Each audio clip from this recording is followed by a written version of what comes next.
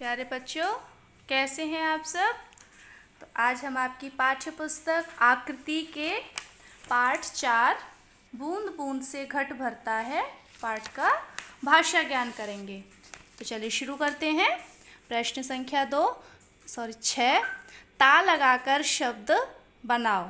देखिए यहाँ पर दिया है स्वच्छ ता, तो इसमें जैसे दिया है स्वच्छ और ता को मिलाकर लिखा है स्वच्छता, ऐसे ही यहाँ पर नीचे दिया है प्रसन्नता, तो ऐसे हमें इसको भी मिलाकर लिखना है प्रसन्नता, है ना। ऐसे ही आपको अपने आप ये नीचे के दोनों स्वयं से पूरे करने हैं।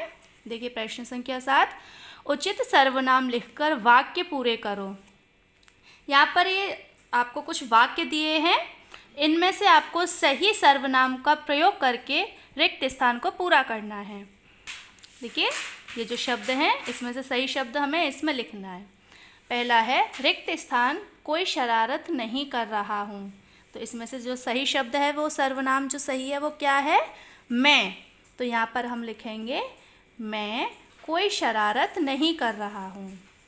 आया ना समझ में। तो ऐसे इसमें से जो सर्वनाम है सही उसको इसमें आपको लिखना है और वाक्य को पूरा करना है।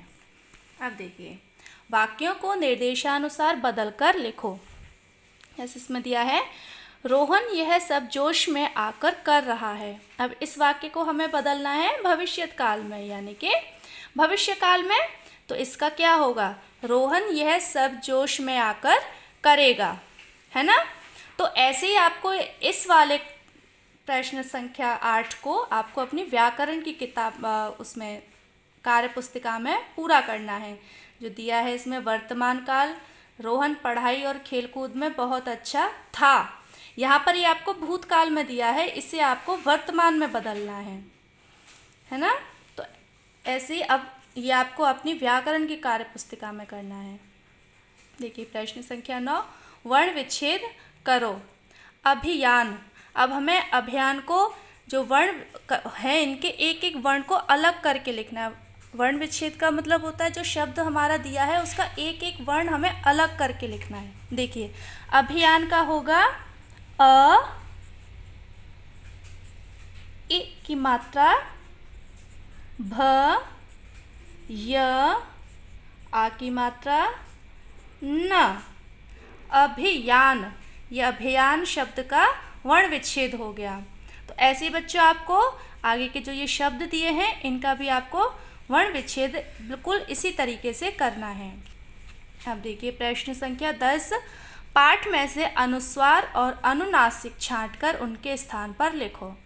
आपको पता है अनुस्वार शब्द कौन से होते हैं, जो शब्द किसी जिस शब्द के ऊपर आपकी बिंदु आ जाए वो हमारे अनुस्वार शब्द होते हैं, और अनुनासिक होते हैं जिस पर चंद्र बिंदु आ जाए। जैसे इस तरीके से चंद्र बिंदु आ जाए ये हमारे अनुनासिक होते हैं। अब देखिए अनुस्वार स्वर जो शब्द हैं वो जैसे किंतु दिया है तो यहाँ पर हम लिख देंगे किंतु।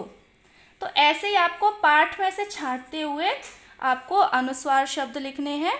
और देखिए अनुनासिक, जैसे हो गया अनुनासिक आपका डांटा, तो देखिए यहाँ पर लिखेंगे डांटा।